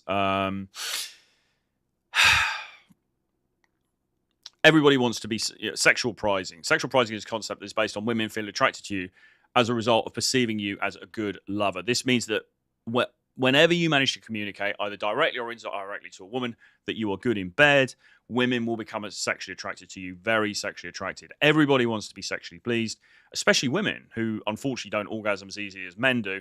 So for women, it requires more, hence the importance of finding a man who knows what he's doing. Okay, so you want to present as a guy who knows what he's doing. Now, whether you do know what you're doing or not is maybe another matter, but you certainly want to present as that guy. I'm not saying make it up. I'm not saying to her, oh, I've had 1,000 lovers or anything like that. I'm not being ridiculous, but a lot of this is about the energy. And we talk a lot about energy and the vibe that you communicate. But this is a really, really key part. This is probably as important as the hormonal part, right? Because if you've got the hormones switched on and you've got the sexual confidence side of things switched on, and you present well and you come across as a kind of playful, interesting kind of dude, then you're really firing on all cylinders and you're really ahead of most other people in the dating game. He mentioned some other things. Sex talk. Okay, so not being afraid to reference sex when you're out on a date or maybe when you're messaging her or whatever. So how do you become sexually confident? Well, one thing you can do is you can get a coach. And we work with a coach, a guy called Bonaparte. He is a qualified sex coach, French dude, very, very knowledgeable about this stuff. So if this is an area where you are kind of, you're feeling like you're not up to speed, you can always drop me an email, troy@realtroyfrancis.com. I can put you in touch with him. I also did a course myself, actually, with Tiffany Fox last year called Magnetic Sexual Confidence to address exactly this issue. And we talked it through us, and we presented a bunch of lectures based on this stuff. Because again, so important. And it was really great to get the female perspective on it. I mean, the key thing, of course, really is you need to get some sexual experience. But then how do you get that? It's like the old thing of having a job, isn't it? Well, I can't get a job because I don't have experience. But how do I get experience if I don't have a job? It's that kind of dynamic. But this is why you need to get your riz sorted out, get yourself into as many situations as you can, so that you are able to get some experience, and then that's going to compound on itself. Okay. But regardless, I mean, there are guys that we teach who have had sex. It's not like they're virgins. It's not like they're necessarily sort of incels or anything like that. It's just that they are not really comfortable with communicating it. They're not comfortable with emanating that sexual nature. Okay. And that, again, I think is the key thing, particularly on a date situation. Okay. If you're meeting her in Starbucks in the middle of the day, obviously, you need to calibrate, because you don't want to be that kind of weird, creepy dude who's being super, like, oddly sexual. I mean, that's a very, very bad thing to do. But when you're in a date situation, you absolutely need to be injecting at least some of that, albeit in a playful way. Okay? Super, super key. A lot of guys need coaching with this stuff because it's not necessarily intuitive and it's not necessarily easy if you don't really know what you're doing. Right. Any questions, put them in the chat. Laya, good to see you here again, Laya. Thank you for coming in. If a woman doesn't know what she's doing, a man can only do so much, though. Yeah. Sexual chemistry, I would say, plays a role. I think that's true. I think sexual chemistry is one of those things that occurs more between some people than others. I think it's maybe DNA related. I don't know if it's exactly... It's hard to predict before you actually become intimate with somebody how that's going to go. And you're right. I mean, there are some people that you're just not that compatible with, and okay, fine. But nevertheless, a key thing here is presenting as a guy who is sexual, a sex-worthy guy, as RSD used to say. I think is important to even get to that stage in the first place. The fourth point, the fourth non-negotiable, or the fourth proven masculine trait that creates desire in women, is emotional and social intelligence. Okay, so this is really kind of the game part, if you like, and this is the part that probably gets discussed most, which is like, right, you need to understand intersexual dynamics, you need to understand how things go down socially between men and women, you need to know what you're doing in the social sphere. Okay, my suggestion, though, is that if you don't have the other bits dialed in, like, okay, you might be good socially, but you're not sexually confident, you're a bit of a nice guy, and maybe you're low T, then your results are not going to be as good as they could otherwise have been. But nevertheless, the social side of things is, of course, super important. And we often talk about, the need for social freedom, which is the need to be able to just go out there. I mean, if you imagine you were completely socially free, you could just go out and talk to anybody, okay? The most beautiful woman in the club. You could walk into a film premiere and there's an absolutely drop-dead gorgeous actress there, and you could just walk up to her and have a conversation, right? You were so socially free, you don't care what she thinks, you don't care what anyone else thinks, right? If you achieve that level of social freedom, imagine how abundant your dating life would be, because, yeah, sure, you get rejected, a lot of the time, but that you would create so many opportunities for yourself that you would also be getting results. All right. So we want to be aspiring to social freedom, but it's also about understanding what's going on around us as well, both in the sense of society, but also in terms of female psychology, etc., etc. And this is why this is such a big part, isn't it, about what gets talked about in the manosphere, in the red pill, because understanding this stuff is super, super key. I've got a couple of things to discuss here. I mean, one thing that it's perhaps worth talking about is looking at it from the other angle, which is what happens if you really don't have social and emotional awareness. So let's take the case, and we talked about this, I think it was yesterday we talked about this. Let's take the case of people who are autistic, okay, who really do have a clinical, difficulty with understanding social cues and understanding, the signals that other people around are giving them. So let's have a look at this. This is from Reddit. So somebody in the dating section, somebody's written in and they put, "Why do women despise dating autistic men? My theory from an autistic 24-year-old male." I'm curious to get some input. Only 3%, I don't know where this stat's from, but I mean, this is pretty shocking. Only 3% of autistic adults get married, and many fail ever to find love. Okay, I'm curious why the vast majority of women tend not to like men on the spectrum, even those with mild cases. Okay, and again, guys, this is like if you go back and you watch the video I did about guys not having a girlfriend. Okay, guys who are saying I'm 22, I'm 26, I'm 33, and I've never had a girlfriend. When you look at those guys, you can see, and I'm not diagnosing any of those individuals, but clearly, for guys who have issues in this area, whether diagnosed or not, it's going to be harder out there. Okay, so we're looking at the kind of the inverse here to understand why understanding social and emotional cues is so important. So this poster has his theories about why men don't like to date autistic women. Why women don't like to date autistic men. Number one, he says social status is attractive in a man. That's hard to achieve with autism. People on the spectrum tend to lack the social ability to move up in the workplace social hierarchy. Okay. Non-social people tend not to get as far in a world that emphasizes social networks. Okay, well that's interesting, and I hadn't thought of that before, but it's true, isn't it? Right? If you think about, is somebody who is lacking in social intelligence and emotional intelligence, is that person going to be able to move as far as somebody who is very adept in those areas? Probably not. And obviously status is an issue here. So he makes a good point there, I think.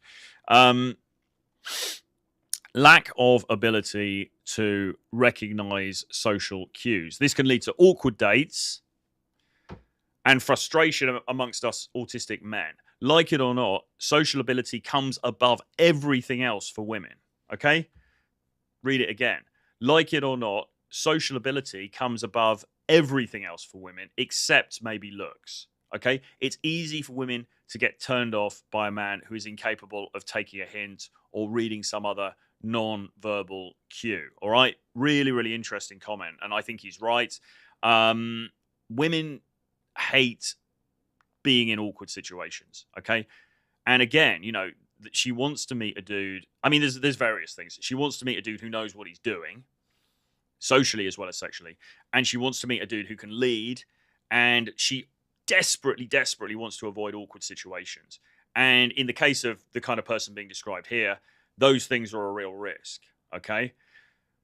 It's not surprising that women are, that they're not feeling that, okay? So I think he's right with this. Now, and then the next one he comes up with is narrow scope of interest. People with autism tend not to care about things like gossip or other friend groups. They tend to care about niche subjects that are uninteresting to women. Women want to be with a man that can be silly and funny, not just someone enthused by one subject. I think if I was translating this into Troy Francis ease, we would be talking about playfulness here, okay? And this is actually a problem that many of our clients have, which is they're too serious. And I suppose you could say maybe they are too focused on individual things. But I think his line about women, women want to be with a man that can be silly and funny, okay, playful, guys. That's what they want. Girls just want to have fun. Somebody said it in the chat. Playful and light. That's the other thing, okay? They don't want this kind of heaviness. They don't want some kind of downer, somebody who's too serious, who's too logical, who's too cerebral. This is a huge, huge problem that many of the clients that we work with seem to have. Now, whether those people are necessarily on the spectrum or not, I don't comment on that. I'm not a doctor, but regardless, okay, if you are finding this tricky, what we need to aspire to is playfulness. It is lightness. It is being able to be fun and not to be a downer, to be around. And by the way, if everyone can give me a like, please. We've got 17 people, 17 concurrent viewers. If we can get 17 likes in here, that would be amazing. Really, really helps push this video out. I would really massively appreciate that. And thank you for tuning in as well. Got more questions, got more comments, do put them into the chat. And then the guy finishes and he says, I will say, I can't really blame you or really be upset for you not dating people on the spectrum like me. While light therapy is great treatment, hopefully they find a cause and a cure sometime. I do not embrace this part of my identity. Okay, so that's why, those are his ideas about why women, don't like to date guys who have these problems. Okay, first comment. I think it's mainly the second of those. We women learn to avoid people who ignore body language because many of them are predatory and ignore boundaries on purpose. A few bad dates and you become really sensitized to this and see it as a big red flag. So the second point she's talking about is this lack of ability to recognize social cues. This can lead to awkward dates, frustration, etc. So she's saying that is probably the most important thing. I think this is something as a society we need to work on. Hopefully, with autistic activists bringing more visibility to neurodiversity, more people will learn to recognize autism and distinguish between those who ignore boundaries. Fine, okay. I think I don't want to get too much into the weeds about autism here, but I'm using this more as an example of people who clearly, medically have difficulties in this area. But yeah, it is tough for those guys. It really is. So another comment. I think you're correct, but there's more to it, I believe. I'm not sure if the other person even knows we're autistic or not. If the other person isn't responding to their typical cues, the logical expectation from them is that the person isn't interested. Unless you're really interested in the guy, pursuing more and probably is more trouble than it's worth, and they'll move on and find someone else. Yeah, okay.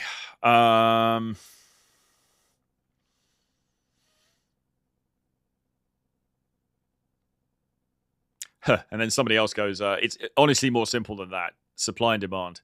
There are so many men out there that any given woman could date. Look, she simply doesn't need to date a neurodivergent person if she doesn't specifically want to date someone she knows happens to be autistic. The things that you described in your post are just symptoms of the overall condition that women simply don't have to put in the extra work for a relationship with an autistic man if they don't want to. Okay. I think there's truth in that as well, The blunt answer, the instinctual fear of passing on what is seen as a genetic defect. Again, we're kind of slightly...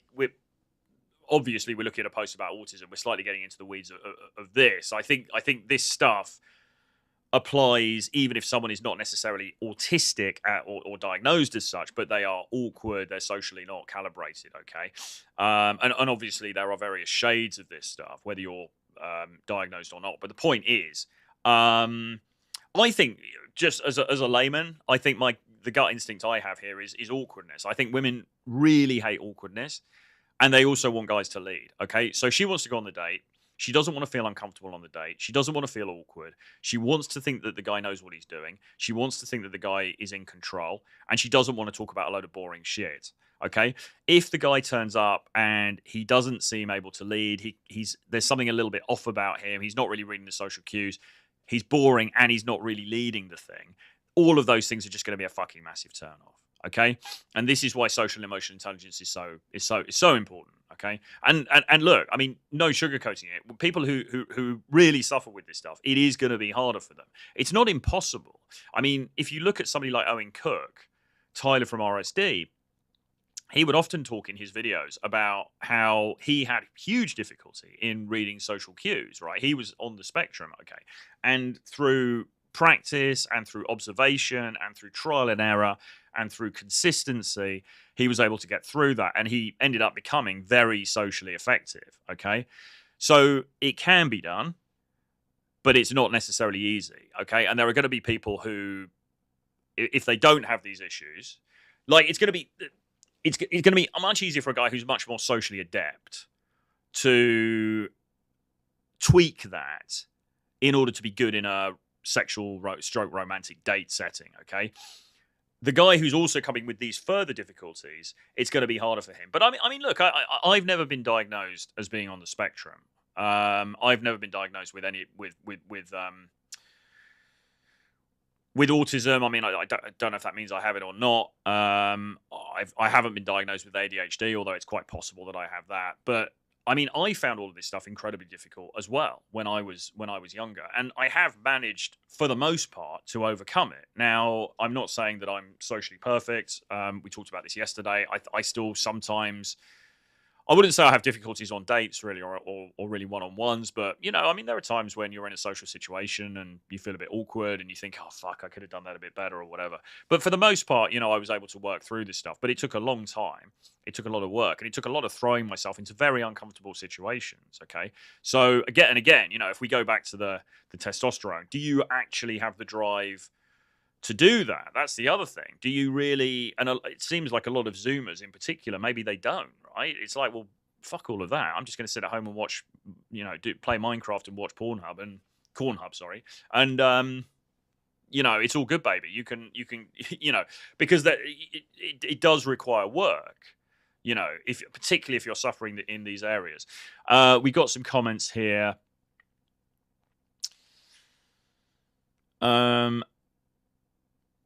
What's on the screen? Me. Good. Marriage causes divorce. To be successful as a man, you need to be social and able to work with others. Women may have evolved to select socialness. Well, look, I think, yeah, absolutely. And I think as well, if sometimes there's that gut instinct with somebody, you think there's just something a little bit off about this person and you can't put your finger on it. And that's going to be problematic for women, unless she happens to really like you. And I know the black pill guys will be like, oh, well, if it's Chad, it's fine, whatever, blah, blah, blah. But, that is going to raise alarm bells. It's on some subconscious level with her. And it's going to be kind of hard to overcome that. Lyle Willow says, I personally prefer introverts, but then again, I'm an introvert. I was never attracted to overly social men. Maybe most women are extroverted. Well, okay.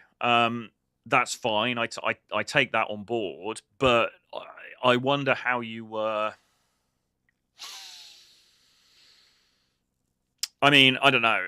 I wonder how you were meeting these men. I mean, when we're looking at this from a male perspective, I mean, that's great. If you met guys who were kind of introverted, and you're like, oh, he's cute, and then you guys started talking and you started dating or whatever. That's great. That's fine. I'm glad that's worked out for you. I think from a male perspective, where the male's sitting there and maybe nothing's happening in his dating life, and he's thinking, well, shit, what do I do?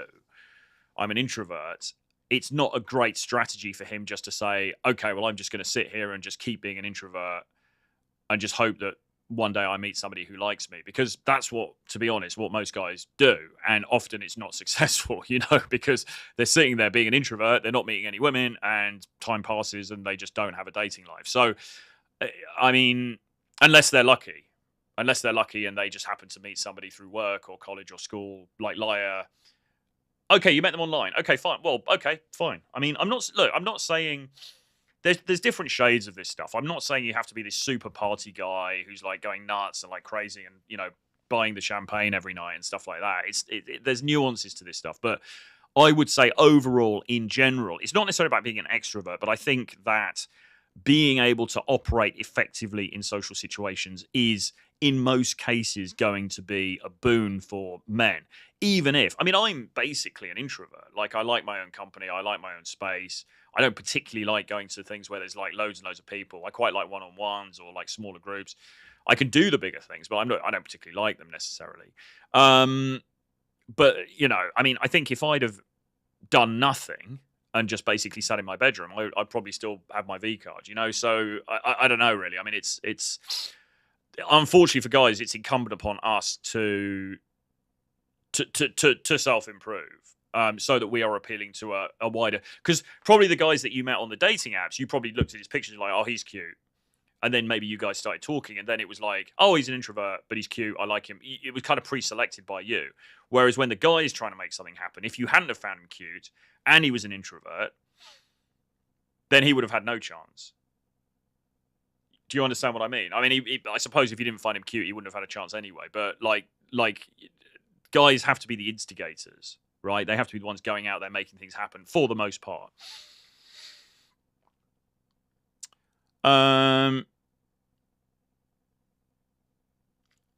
What marriage causes divorce? What percentage of your clients do you convert from a straight-laced, uptight, introverted nerd to a dark, tried, playful, social animal? I mean, it depends. I don't have exact numbers on that. It's kind of quite hard to track precisely. It really depends on how much work they put in and how much work they're prepared to put in. It certainly happens. We've certainly had guys who have made that transition. We've also had guys who haven't. But again, you know, as I say, the issue with all of this stuff is you have to put in the work. You have to go and do it. There's no way around it, you know? And if somebody sort of goes on a course or they come on some training and they pay lip service and then they don't do anything for the next 6 months, with the best will in the world, it's kind of on them, you know, because I made that transition that you're talking about. You know, really, I absolutely made that transition. But it took me a long time, and it took me a lot of work, and it took me a lot of trial and error. Now, we can speed up the process because we already know the journey that you need to take. You know, we got it mapped out. Our course, The Edge, which is open now. If you want to join, drop me an email, troy@realtroyfrancis.com, and I'll get you all the information. But it teaches all the stuff we've been talking about today. You know, we already know the steps you need to take, but you've still got to do the stuff. And the issue, as I said right at the beginning, and this is why we're talking about testosterone and stuff, the issue is a lot of guys don't have the drive or the persistence to keep doing the stuff because there's no silver bullet here. We can tell you what is attractive. We can tell you the things that where you should be aiming or the ballpark you want to get to that's going to be congruent with your personality. But if you don't take the action, then, you know, we can't force you to. So there has to be some self-accountability with this stuff as well, if that makes sense. So he then says, autism spectrum is much more predominant in men than women. I feel sorry for women, not much to pick from. Well, I feel sorry for the guys, to be honest. I mean, I feel sorry for the guys because it is very difficult. I mean, dating's difficult enough anyway, let alone with having this as well. Laia says, as an introvert, I know it's hard to bring out your social side. Being able to hold a conversation with people is key, I think. Yeah, I mean, you know, I think the terms introvert and extrovert are sort of fuzzy. I mean, you know, it's kind of like as I say, I usually classify myself as an introvert if people ask. But the reality is I am actually pretty social. Obviously, I'm doing this for a job. I do go out and meet quite a lot of people. I do, you know, I'm out all the time. I'm, you know, doing different things. So am I really an introvert? I probably at baseline, yes. But I can operate as an extrovert when needed. And I think for me, that's been a very useful skill. You know, because like if like when I was 17, 18, I was literally just sitting in my bedroom. I mean, I found it very hard, as I've said, you know, impossible with girls. But even with other guys, you know, to even have eye contact with a dude, right? To sit down and have a conversation with a dude, particularly if I thought that he was, you know, higher value than me, I found impossible, very, very difficult. So socially, I was really at a disadvantage for a long time. And now I'm not, and I have been able to change that. And I actually can appear, if you saw me in a social setting, often people would think I'm more confident than the people around me. But that's all learned behavior. You know, and as I say, it's been just the journey that I happen to have taken in life, which has had many twists and turns, but basically putting myself out there a lot, practicing this stuff, you know, I have changed. So it is possible, but it's not an overnight fix. And the problem is, you know, since I was a lad, you know, things have changed, and we're now in a society that's much more atomized. And you kind of can just sit at home 24/7 and just order pizza and be on the computer, and you know, there's less need to go out and practice social skills. than there was when I was younger. Oh, okay. So Laia says it wasn't apps. I never used them. I met people through friends on Facebook, Instagram. Okay. Marriage causes divorces. Troy is an extrovert. Introvert. Yeah. I mean, I think there's shades of these things, isn't there? For sure. Any more comments and questions, please put them into the chat. Did I have something else to show you? I think so. I wanted to talk an ambivert. What's an ambivert?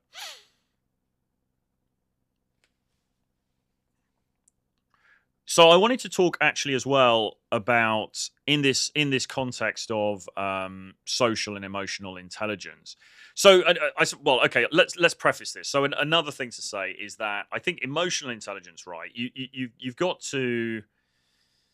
We could do a whole show. You could do a whole YouTube channel about emotional intelligence. But I think fundamentally, when you're sitting down with the woman, you have to be interested in her, okay? And you have to have some genuine interest in her as a person, and you have to seem like somebody who kind of gets her, right? Because people want to feel listened to. So there's a disparity here, because we've talked about psychopathy, lack of empathy, but you've got to kind of juxtapose that with also like, oh, actually, but he can kind of, he understands me, he sees me, as they would say in modern parlance. All right.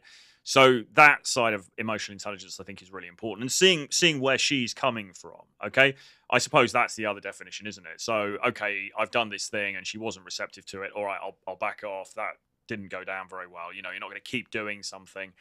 And then social intelligence is seeing what's happening around you and reacting to that appropriately. But the other thing about this is, how do you come across socially? Okay, and this isn't just with her, with the girl that you're rizzing up, but it's also how are you coming across in the pack, if you like. And the received wisdom is always that women are attracted to dominant men. Okay, and I always thought that was interesting. And I think, again, received wisdom is if you are somebody who has the respect of the group. Okay, so maybe the other guys in the group, if you're perceived as being a leader, Mystery talks about this, leader of men, then women are going to be more turned on by that than if you are not. Okay, I found a study. This is actually from 1999, but I thought there was some interesting stuff in here. So let's just have a quick look at this. Do women prefer dominant men? The case of the missing control condition. Santa Clara University. So past research finds evidence that college women prefer a romantic partner who is dominant more than one who is not dominant. However, this research failed to include a control condition in which neither dominant nor non-dominant behaviors are included, okay, or described. So when asked to describe their ideal partner, very few women identify dominant as a desirable trait. However, several traits associated with dominance, such as assertiveness and confidence, were selected. Okay, the findings suggest that a simple dominant, non-dominant dimension may not be useful when predicting a woman's mate preferences. They may also just not like the word dominant, because if you said to a modern woman, "Oh, do you like dominant men?" she might say, "No, fuck off. Patriarchy. I don't like that." But she does like assertiveness and she does like confidence, which you could say are very, very key aspects of dominance. So, we might be talking semantics here.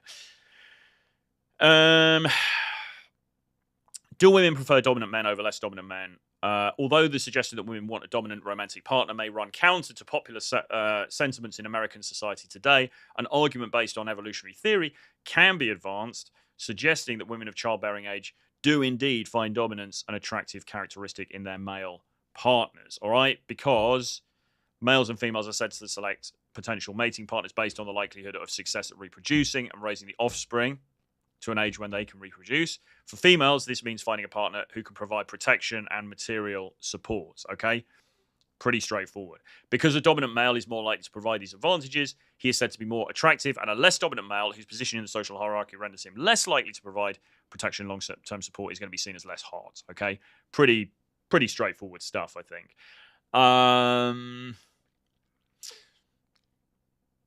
So then, Sedella, Kendrick, and Vershaw in 1987 tested the hypothesis in a series of 4 investigations. All right, so this was interesting. So in one experiment, the women read about a hypothetical person dominating his opponents. The guy's called John. In the other scenario, John is said to be easily dominated by his opponents. In each of the 4 experiments, the woman rated the dominant male as more sexually attractive and a more desirable dating partner than the non-dominant male. Okay. And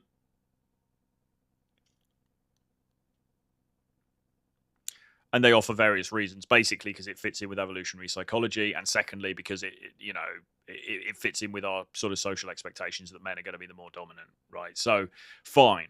And then you had this study where it seemed to sort of go against that somewhat. This study in 1995 and 1990. It was a series of studies in 1995 to 1997. And these investigators, Jensen Campbell, Graziano, and West, they found that the effect of dominance on attractive was moderated by the potential mate's pro-social orientation. Okay? That is, dominance was found to increase attraction only when the hypothetical partner was also high in pro-social qualities such as agreeableness and altruism. All right. Jensen Campbell argue that their findings are not inconsistent with evolutionary personality theory or the parental investment model. Rather, they suggest that one must consider how dominance is expressed. And I think that is the important thing. What's important is, yes, dominance, but how is dominance expressed? A dominant man who obtains resources will be a desirable partner only to the extent that he is willing to share those resources with the mate and the offspring. A selfish dominant partner will be of little value to a mother concerned about raising her children to childbearing age. In other words, all right, you've got to be a boss, you've got to be the alpha G, but you've also got to be the alpha G with a heart. This is why we talk about the nice bad boy, okay? You've got to be the badass, but you've also got to be the badass who's not going to keep all the spoils for himself. You're going to protect and you're going to look after her as well, okay? When we think about charisma, I forget the lady who wrote the book, but she defined 3 aspects of charisma, which were presence, power, and warmth, okay? And warmth is an important one. Right, and it's kind of akin to what's being stated here. Okay, you want to be the badass, you want to be the guy who goes out there and gets shit done. Okay, and you can see there's parallels here with the Dark Triad stuff, but you also want to have that kind of, yes, but you're going to look after her as well. Okay, that's really important.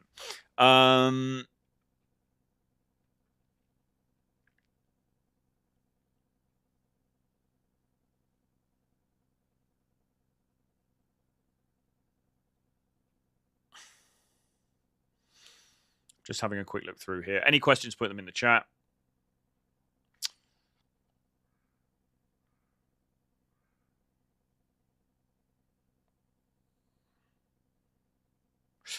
Yeah, okay, so this is an interesting part.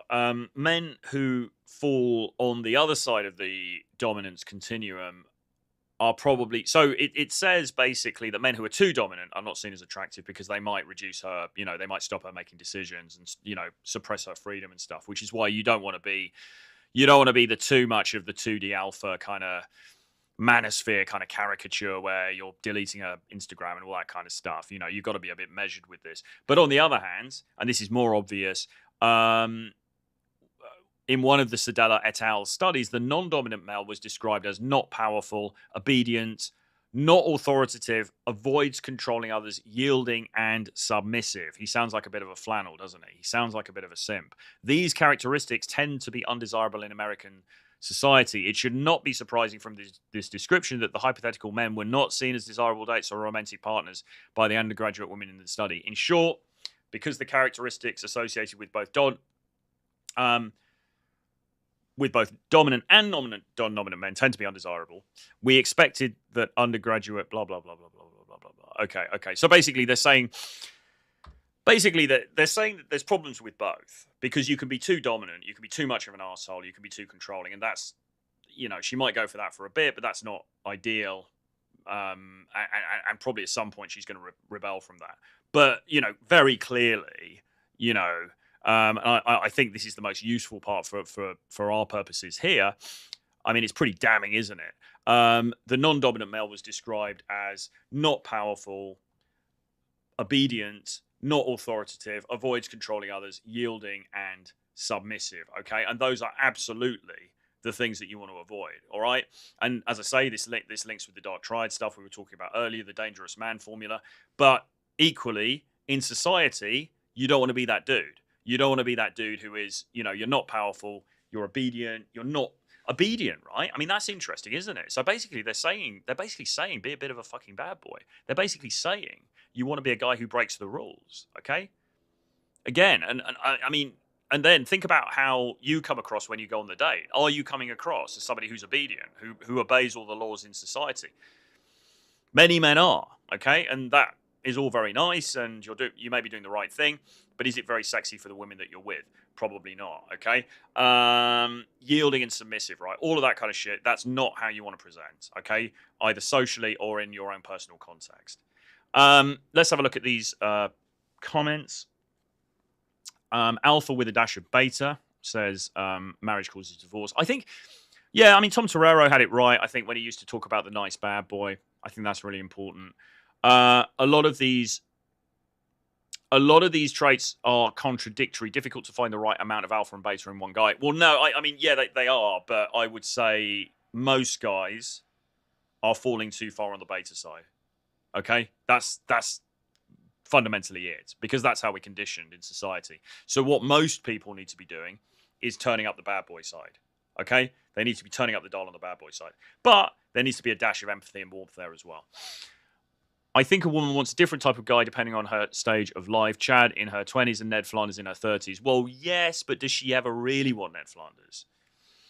That's the big question, isn't it? Maybe she settles for Ned Flanders for 7 years. They have a couple of kids, and then she divorces him, and then she goes after Chad again, but a younger Chad. You're walking a tightrope as a guy.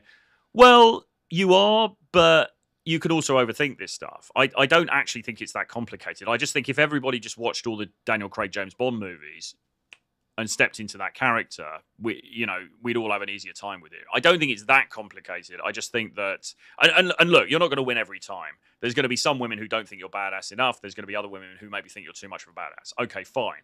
But we're talking about on average, how are we behaving? Okay. And basically it is having edge, which is why we call the course The Edge.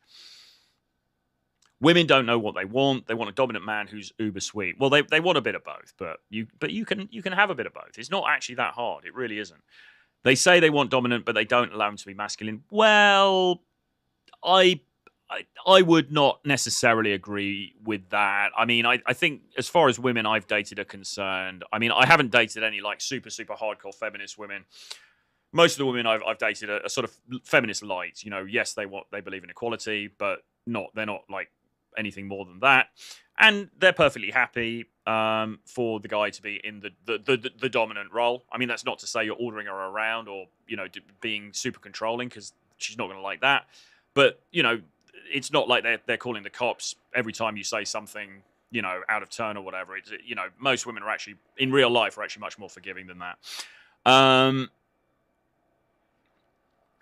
I believe that the dating issues start with women. As people say, they are the gatekeepers. Well, yes, you might be right, but what are we going to do about it? It's just the way it is, isn't it, really? I mean, there's not really much that can be done.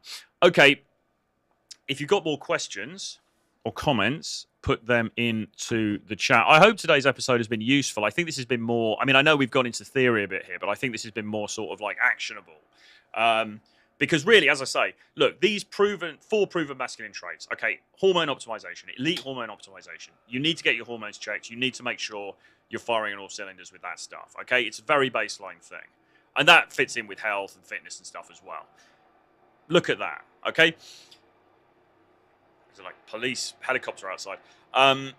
Dangerous man formula. Okay, are you exhibiting some of those bad boy traits? Are you exhibiting some of those dark triad traits or not?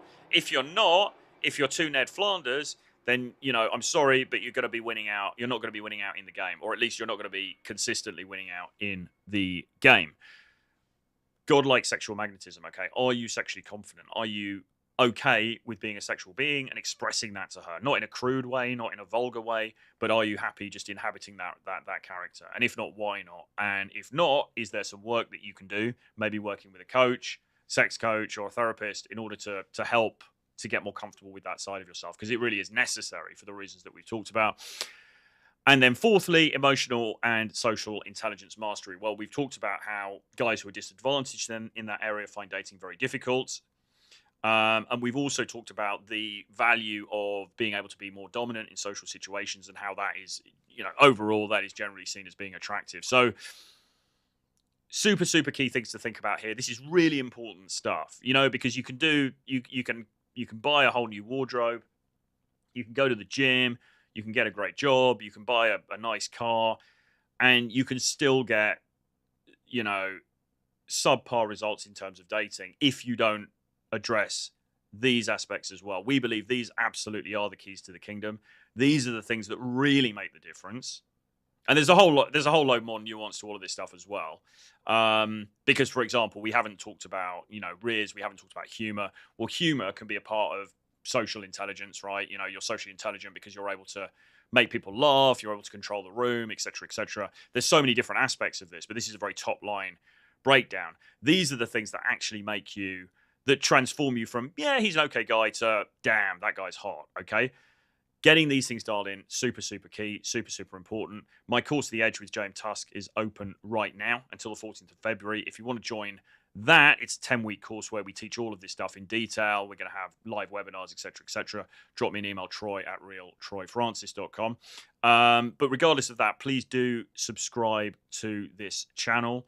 Please do give me a like if you haven't already. Leave a comment below. Share this on social media or with a friend or somebody you think it might help. And very, very grateful for everybody tuning in. Very grateful for all of your support. And I'll see you guys again next week. We'll do another one of these streams next Tuesday, 2 p.m. UK time. Have a great weekend. Keep watching the channel because we're going to have more videos coming out over the weekend. And I'll see you guys again very soon.